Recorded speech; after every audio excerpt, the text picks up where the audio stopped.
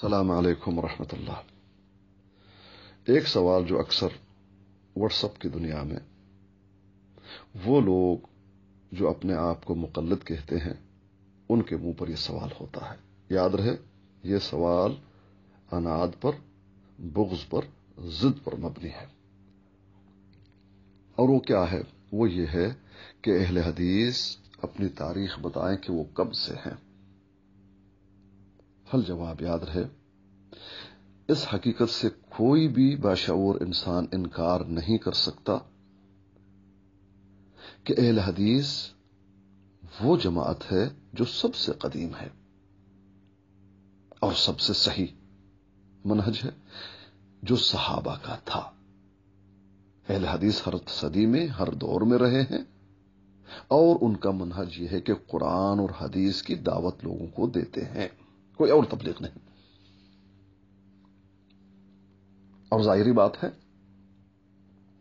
قرآن اور حدیث یہی دو ہی چیزیں ہیں جو بنیادی چیزیں ہیں، اور یہ دونوں چیزیں کوئی جدید نہیں۔ ان کی تاریخ ابتداء اسلام اس وقت سے ہے جب سے نبی پاک آئے اور اعلان کر دیا، یہ ہے تاریخ۔ صحابہ کرام سب کے سب اہل حدیث تھے اور معروف بھی تھے آپس میں اس نام سے۔ دلیل اب وہ ایک لمبی چوڑی گفتگو ہو جائے گی، لیکن کوشش یہ کریں گے کہ جتنا بھی اختصار ہو۔ سب سے پہلے صحابی سے دیکھتے ہیں۔ حضرت ابو سعید الخدری فرماتے ہیں فَإِنَّكُمْ خُلُوفُنَا وَأَهْلُ الْحَدِيثِ بَعْدُنَا، کتاب الشرف للخطیب۔ کیا فرمایا؟ ہمارے بعد تم تابعی لوگ اہل حدیث ہو۔ یہ نام اس دور سے ہے، یہ آج کا نہیں۔ ہمارے بعد تم لوگ اہل حدیث ہو۔ یہ کون تھا؟ صحابی الجلیل ابو سعید الخدری۔ اب ہم دیکھیں گے تابعی کو کہ کیا تابعی کے دور میں یہ نام معروف تھا یا نہیں۔ امام شعبی جو مشہور امام ہیں اسلام کے، تابعی ہیں، انہوں نے ان کی ملاقات 500 صحابہ کے قریب ہوئی، انہوں نے دیکھا، اور یاد رہے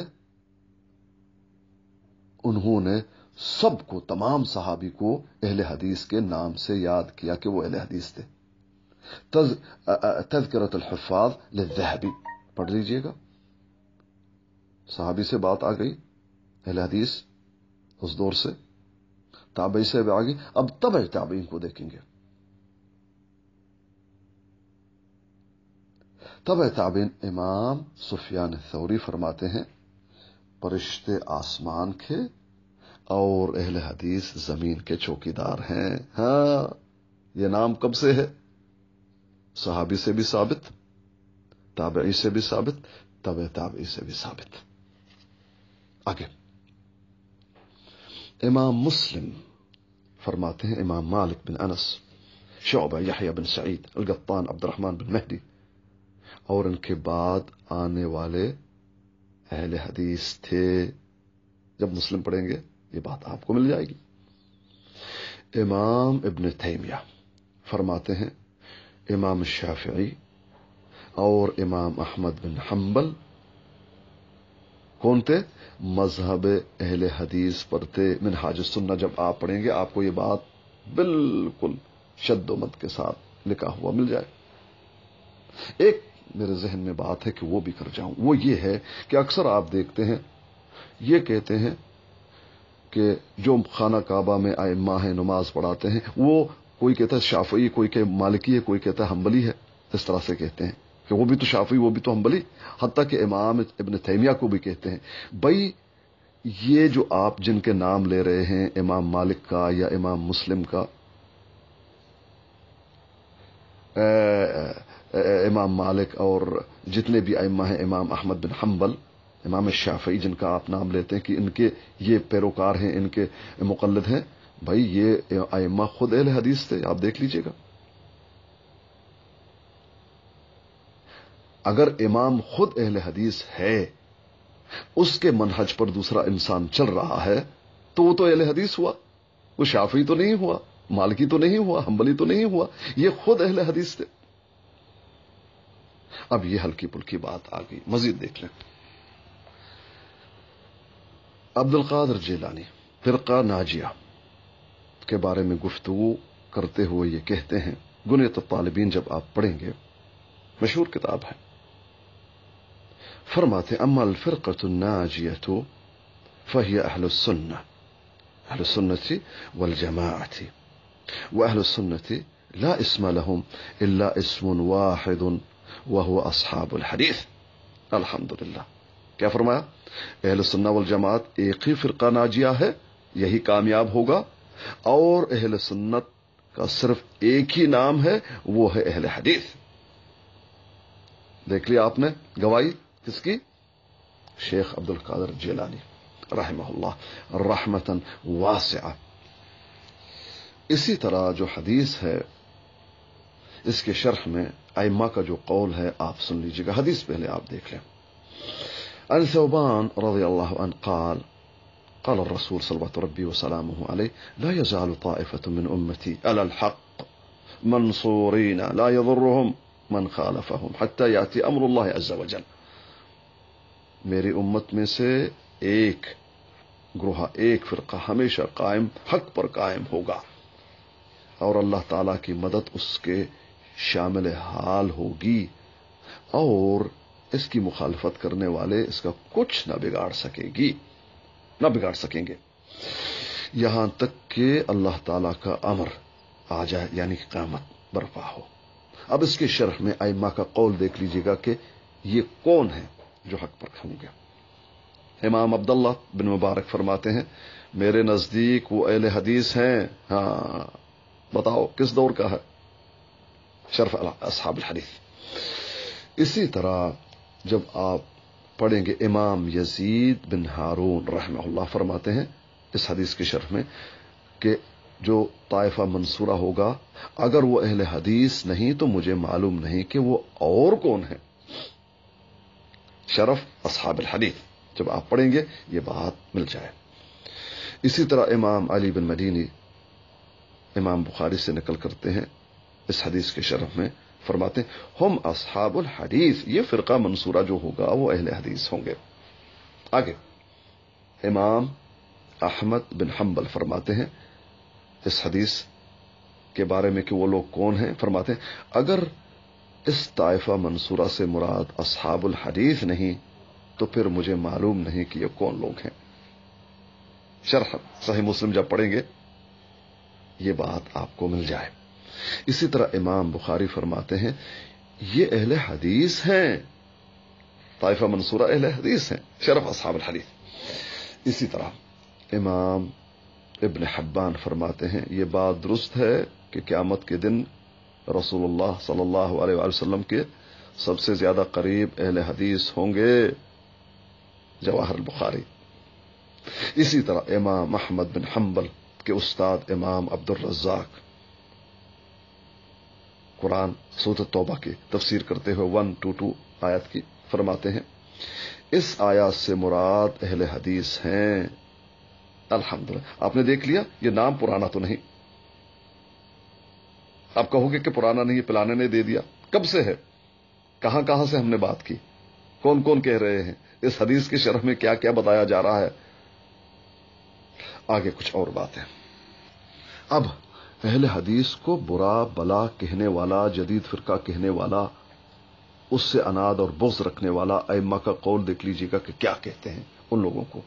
फरमाया इमाम यहया बिन सईद अल-गत्तान फरमाते हैं, लैसा फिद दुनिया मुब्तदिउन इल्ला वहुव यबग़ुद अहल हदीस।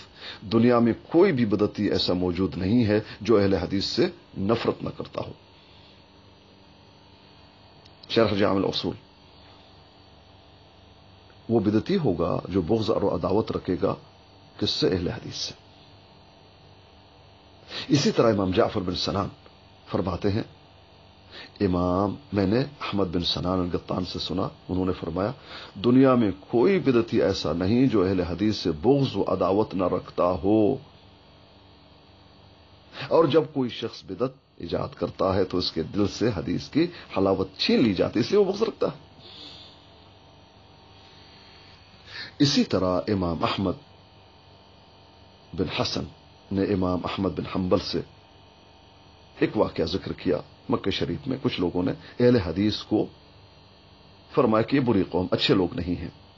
اس وقت ابو عبداللہ یعنی امام بن احمد بن حنبل نے اپنے کپڑے جاڑتے ہوئے کھڑے ہوئے، یعنی غصے ہوئے اور کھڑے ہوئے، گفتگو ہو رہی تھی، جب یہ بات سنا غصہ کر کے کھڑے ہوئے اور فرمایا وہ شخص جس نے اہل حدیث کو برا کہا بے دین ہے، بے دین ہے، بے دین ہے، اور اپنے گھر میں داخل ہوئے۔ بتاؤ۔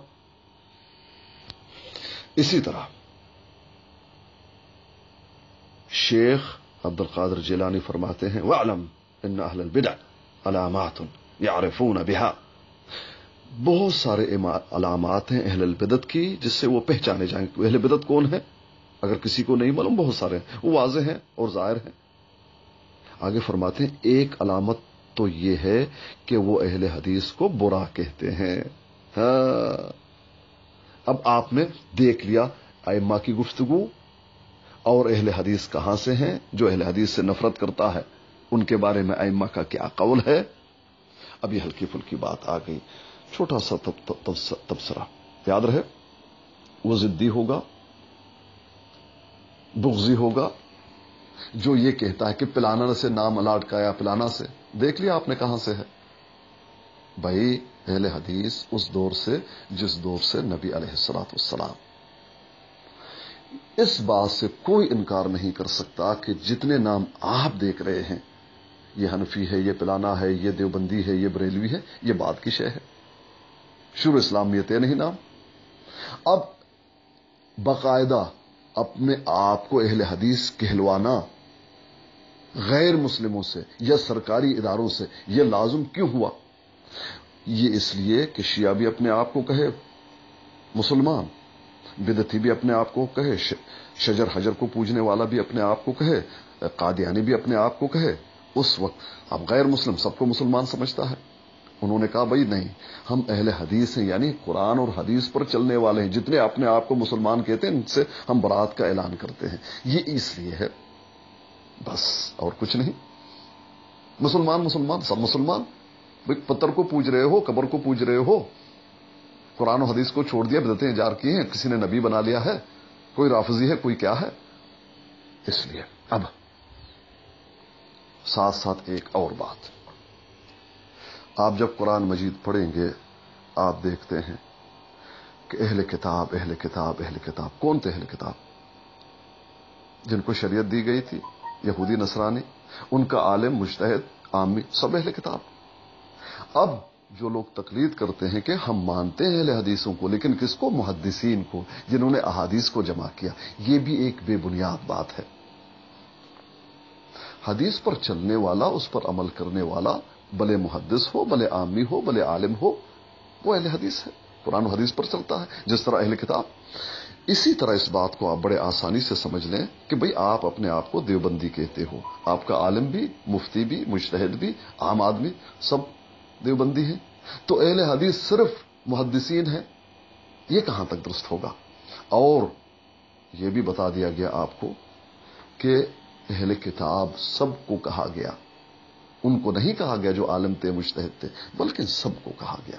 تو اہل حدیث قرآن اور حدیث پر چلنے والا اور اپنے آپ کو نمایاں کرنے والا دنیا میں، کہ بھئی تمہیں معلوم ہو ہم حجر شجر کو پوجنے والے بدعتی نہیں ہیں، بلکہ صرف اور صرف قرآن کو ماننے، قرآن اور حدیث پر چلنے والے۔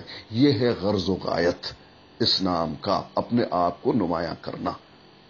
واللہ تعالی اعلم بالصواب۔